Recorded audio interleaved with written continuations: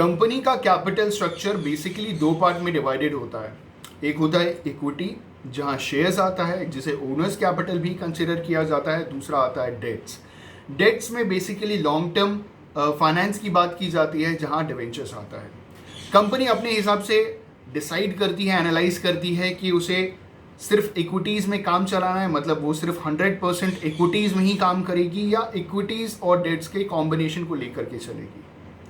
Hello dear friends, मेरा नाम है साहिल और आप देख रहे हैं EU कॉमर्स स्कॉलर। आज हम बात करेंगे शेयर कैपिटल के बारे में, आज हम बात करेंगे शेयर्स के बारे में, डिवेंचर्स को समझेंगे और साथ ही साथ हम जानेंगे कि शेयर्स और डिवेंचर्स के बीच में बेसिकली क्या डिफरेंस होता है।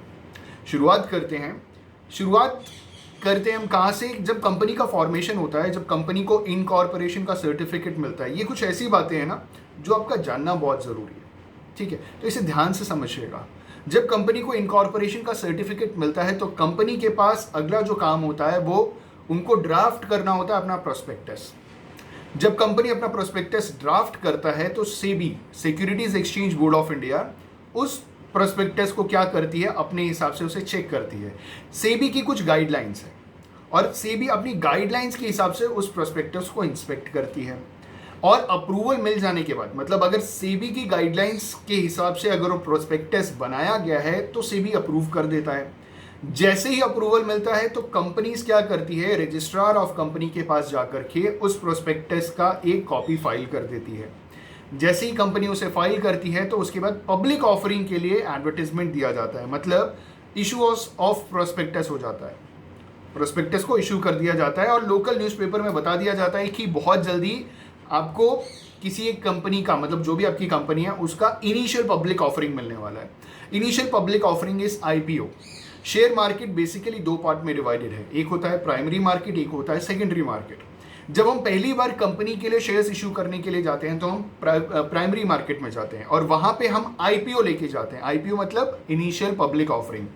IPO में कंपनी पहली बार अपने शेयर्स को मार्केट में इशू करती है और लोग उसे सब्सक्राइब करते हैं और इसका सारा का सारा जो पैसा होता है उसे शेयर कैपिटल कहते हैं और जो सीधा का सीधा कंपनी के पास पहुंच जाता है। कंपनी ने क्या इशू किया? शेयर्स इशू किए। लोगों ने क्या सब्सक्राइब किया? शेयर्स सब्सक्राइब किए और वहां से जो कंपनी को पैसा मिला वो शेयर कैपिटल हो गया और वो कंपनी के पास पहुंच गया, ठीक है? तो जैसे ही कंपनी, ये तो बात की बात है, कंपनी जैसे ही नोटिफाई करती है कि मार्केट में हमारे शेयर्स आने वाले हैं तो उसके बाद क्या होता है? एक मिनिमम सब्सक्रिप्शन का क्लॉज होता है। अब ये मिनिमम सब्सक्रिप्शन क्या है? मिनिमम सब्सक्रिप्शन में 90% ऑफ शेयर्स, देखिए कंपनी के जो शेयर्स होते हैं ना वो दो पार्ट में डिवाइडेड होता है। मतलब कंपनी का एक ऑथराइज शेयर होता है और दूसरा इशूड शेयर होता है। ऑथराइज शेयर वो शेयर्स होता है जो कंपनी अपनी लाइफ टाइम में इशू कर सकती है। मतलब अगर मैंने बोला कि आपकी कंपनी का जो authorise share number of shares होगा या ऑथराइज शेयर कैपिटल है वो 10 करोड़ रुपए, authorise share capital is 10 crore rupees, ठीक? तो आप अपनी पूरी लाइफ टाइम में, कंपनी की लाइफ टाइम में आप 10 करोड़ से ज़्यादा फंड रेज नहीं कर सकते शेयर मार्केट के थ्रू। दूसरा होता है इशूड कैपिटल। अब इशूड, पहला ऑथराइज हो गया, दूसरा इशूड। अब इशूड में कंपनी क्या करती है कि एक अच्छा खासा शुरुआत करने के लिए कुछ नंबर ऑफ शेयर्स को मार्केट में इशू करती है, जिसका क्लॉज ये है कि 90% 120 डेज के अंदर सब्सक्राइब हो जाना चाहिए। मतलब जो जनरल पब्लिक है, जो भी आपने इशू किया है उसका 90% 120 दिन, मतलब 4 महीने नहीं बोलते, 120 दिन का टाइम दे दिया जाता है क्योंकि महीने ऊपर नीचे हो जाते हैं, डेज ऊपर नीचे हो जाते हैं। तो 120 दिन का आपको टाइम मिल जाता है और 90% शेयर सब्सक्राइब हो जाने चाहिए। This is minimum subscription.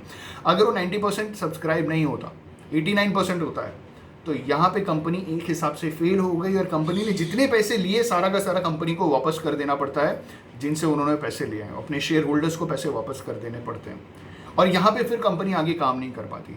और जैसे ही कंपनी, अगर मान लीजिए कंपनी ने सब्सक्राइब कर लिया तो कंपनी क्या करती है कि जैसे ही उसको 90% या 100% मिल जाता है, 120 दिन का टाइम बहुत होता है, 4 महीना, ठीक?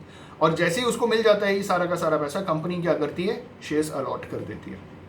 आपने एक चीज़ पढ़ी होगी कि application money, allotment money, first call, final call, ये पहले के ज़माने में होता था। आजकल जैसे ही इनिशियल पब्लिक ऑफरिंग में, जैसे ही शेयर मार्केट में, प्राइमरी मार्केट में जैसे ही कंपनीज IPO लेकर के आती है, मिनटों में सारे के सारे शेयर्स बिक जाते हैं और पूरा पैसा देकर के लोग खरीदते हैं। आजकल ये ट्रेंड नहीं है। जब से डीमैट अकाउंट आया है, डीमैट अकाउंट इज डीमटीरियलाइजेशन अकाउंट। पहले क्या होता था? चीज़ें बड़ी मटीरियलिस्टिक होती थी, पेपर के फॉर्म में होते थे शेयर्स, और जब चीज़ें इलेक्ट्रॉनिक हो गई, डीमटीरियलाइज हो गई, तो बन गया डीमैट अकाउंट। और डीमैट अकाउंट में क्या तरीका है? तरीका ये है कि आपको पूरा का पूरा पैसा देना पड़ता है और पूरा पैसा जब आप दीजिएगा तभी आपको शेयर्स मिलेंगे। पहले क्या होता था, और आज भी हमें ये चीज़ पढ़ाई जाती है हमारे एजुकेशन सिस्टम में, ये थोड़ा एक मैं बोलूँगा कि ये अभी भी हम पुराने ज़माने की चीज़ें पढ़ रहे हैं कि application money, allotment money, first call final call, और अगर फर्स्ट कॉल फाइनल कॉल नहीं हुआ तो कॉल्स इन अरियर हो गया, फिर फोरफीट हो जाएगा, फिर रीशू होगा। अब जब आपने एक बार में पूरा पैसा दे दिया है तो कहाँ से फोरफीट होगा और कहाँ से रीशू होगा? लेकिन फिर भी हमें पढ़ाया जा रहा है, ये वो चीज़ें हैं जो एग्जिस्ट ही नहीं करती, लेकिन स्टिल हमें सिखाया जा रहा है कि पहले क्या होता था। चलिए आगे बढ़ते हैं, बात करते हैं शेयर कैपिटल के बारे में। शेयर कैपिटल क्या होता है? शेयर कैपिटल वो कैपिटल होता है जो शेयर्स इशू करके और शेयर्स द्वारा फंड रेज किया जाता है। जैसे अभी थोड़ी देर पहले मैंने आपको एक एग्जांपल दिया, शेयर कैपिटल के लिए कहा गया है कि capital raised bye a company by the issue of shares is called share capital. ठीक है, शेयर को इशू करके जो कैपिटल रेज करती है कंपनी, उसे क्या बोलते हैं? Share capital. तो शेयर्स किसे कहते हैं? शेयर्स बेसिकली जो कंपनी का जो टोटल कैपिटल होता है ना, उसे कंपनी क्या करती है? डिवाइड कर देती है यूनिट्स में, और इन यूनिट्स को क्या करती है? यूनिट्स ऑफ स्मॉल डिनोमिनेशंस में डिवाइड कर देती है। ये जो यूनिट्स कहलाते हैं इसे कहते हैं शेयर्स। ठीक है, तो एग्जाम्पल के तौर पे ये देखिएगा, मैं कुछ लिख करके आया हूँ, आप एग्जाम्पल के तौर पे समझिएगा कि कंपनी का टोटल शेयर कैपिटल है 1 करोड़ रुपीस। ठीक, कंपनी ने कितने शेयर इशू किए? 1 मिलियन, दैट इज 10 लाख, और एक शेयर का कॉस्ट कितना था? 10 रुपीज। ठीक, तो 10 lakh into 10 will give you 1 crore. तो 1 करोड़ कितना हो गया? शेयर कैपिटल हो गया। ठीक, नंबर ऑफ शेयर्स कितने आपने शुरुआत में इशू किए थे? That is issued capital 10 lakh shares into 10, मिल गया आपको 1 करोड़ रुपये। तो ये है हमारा शेयर कैपिटल। अब बात करते हैं डिवेंचर्स की। डिवेंचर क्या होता है? देखिए, डिवेंचर्स बेसिकली एक सर्टिफिकेट होता है जो कंपनी इशू करती है और उसमें एक्नॉलेज करती है कि हमने आपसे कर्ज लिया है।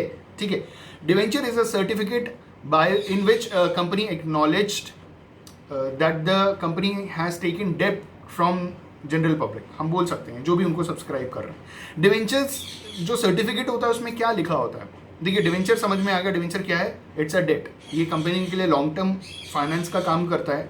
कंपनी ये पैसा लेकर के क्या करे वो कंपनी की चॉइस है। अच्छा, ये चीज़ निर्धारित नहीं है अभी फिलहाल कि कंपनी शेयर का पैसा लेके क्या करती है और डिवेंचर का पैसा लेके क्या करती है। वो कंपनी ऐसी जगह इन्वेस्ट करती है, चाहे वो अपनी किसी प्रोजेक्ट में इन्वेस्ट करे या कहीं पे भी इन्वेस्ट करे जहाँ पे उसको अच्छा रिटर्न मिलेगा। ठीक, तो कंपनी हम डिवेंचर की बात कर रहे थे, तो डिवेंचर क्या है? डिवेंचर एक सर्टिफिकेट है जिसमें कंपनी एक्नॉलेज करती है कि हमने आपसे पैसा लिया, और वो सर्टिफिकेट आपको देती है। उस सर्टिफिकेट में क्या मेंशन होता है कि प्रिंसिपल सम कितना है, कब वापस करेंगे। मतलब अगर मैं डिवेंचर की मैच्योरिटी की बात करूं तो डिवेंचर कम से कम 10 साल के बाद मैच्योरिटी होती है उसकी। ठीक है, 10 साल तक वो पैसा आपका कंपनी के पास है। ठीक, तो डिवेंचर कंपनी ने आपको दे दिया, उसके पैसे रख लिए, और डिवेंचर का जो सर्टिफिकेट इशू किया उसमें क्या मेंशन किया? कितना पैसा लिया है, उसे कब वापस करेंगे, रेट ऑफ इंटरेस्ट क्या होगा, और किस किस टाइम पे आपको रेट ऑफ कितना रेट ऑफ इंटरेस्ट वापस किया जाएगा। जो रेट ऑफ इंटरेस्ट है वो बेसिकली फिक्स्ड होता है, इसे कूपन रेट भी कंसिडर किया जाता है। अगर हम बात करें डिवेंचर में क्या क्या चीज़ें आती हैं, तो डिवेंचर में स्टॉक्स आते हैं, डिवेंचर में बॉन्ड्स आते हैं, डिवेंचर में और भी अलग तरीके की सिक्योरिटीज आती है जो कंपनी अपने हिसाब से इशू करती है। तो ये हो गया डिवेंचर। अब बात कर लेते हैं कि शेयर्स और डिवेंचर्स के बीच में बेसिक डिफरेंस क्या है। शुरुआत करते हैं मीनिंग से। तो शेयर के लिए कहा गया share increases the capital of the company. Share क्या करता है? कंपनी का कैपिटल इंक्रीज करता है। डिवेंचर क्या करता है? कंपनी के कर्ज बढ़ा देता है। मतलब अगर आप डिवेंचर के फॉर्म में अगर आप पैसे कहीं से मार्केट से ले रहे हैं तो वो क्या करेगा? आपका कर्ज बढ़ा देगा। Basically debenture adds to the depths of the company. तो ये जो डेप्थ्स है ये बेसिकली कंपनी का कर्ज है। अगर हम रिस्क की बात करें तो रिस्क सबसे ज़्यादा शेयर्स में होता है, डिवेंचर्स में रिस्क नहीं होता। अगर हम ओनरशिप की बात करें तो अगर कैपिटल कंपनी ने रेज किया है तो जो शेयर्स के थ्रू तो जो शेयर होल्डर्स होते हैं वो कंपनी के ओनर्स हो गए, लेकिन जो डिवेंचर होल्डर्स हो गए वो कंपनी के ओनर्स नहीं होते, वो कंपनी के क्रेडिटर्स होते हैं।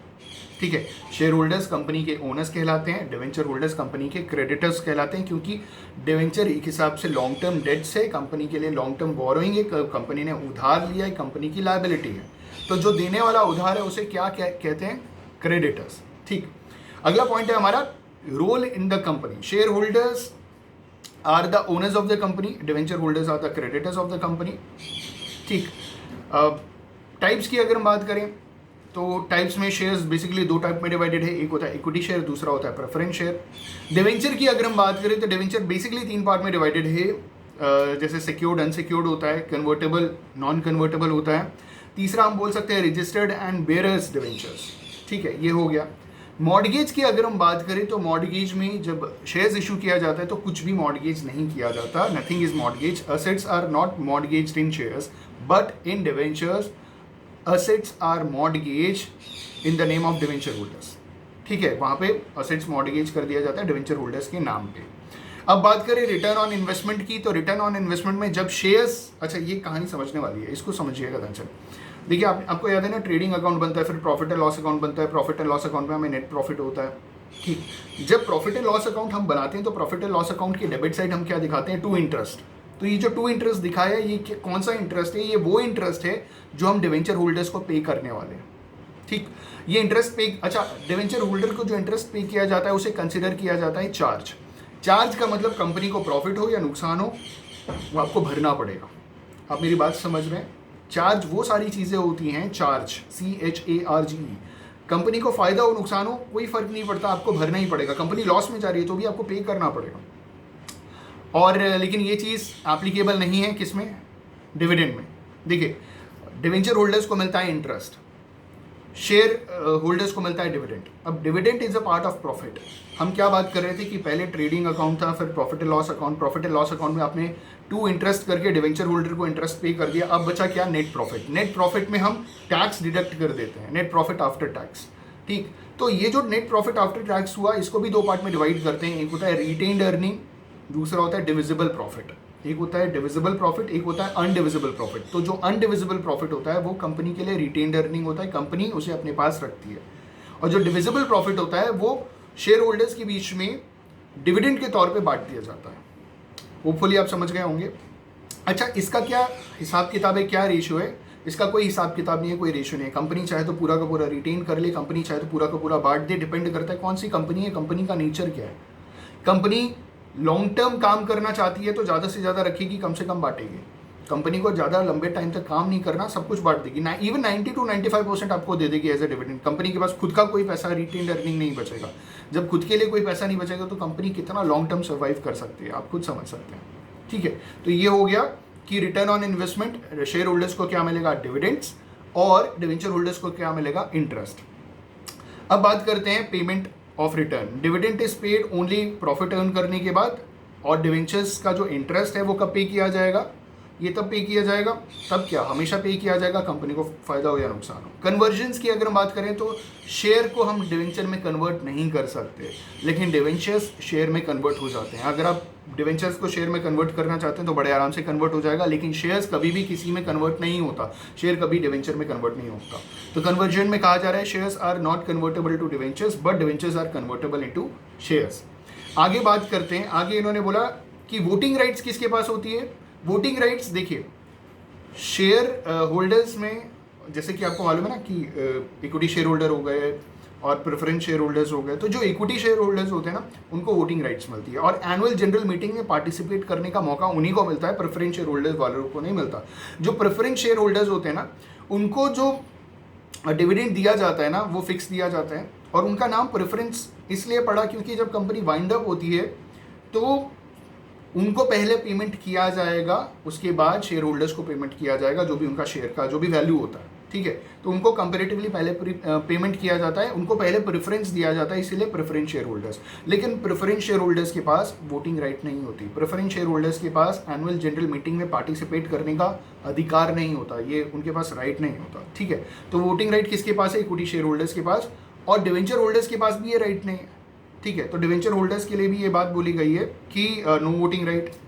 लास्ट में जब कंपनी डाइल्यूट होती है तो प्रेफरेंस वालों को पहले पेमेंट, अच्छा अगर हम कंपेयर करें तो पहले डिवेंचर होल्डर्स वालों को दिया जाएगा, फिर प्रेफरेंस वालों को दिया जाएगा, और लास्ट में जाकर के इक्विटी शेयर होल्डर्स को पेमेंट किया जाएगा जो भी उन्होंने शेयर्स की वैल्यू ले रखी है। I just hope and believe कि ये डिफरेंसेस आपको क्लियर हो गया होगा, इस वीडियो से कुछ सीखने को मिला हो तो लाइक शेयर कमेंट करना ना भूलें। Thank you so much, have a good day and all the best for your examinations.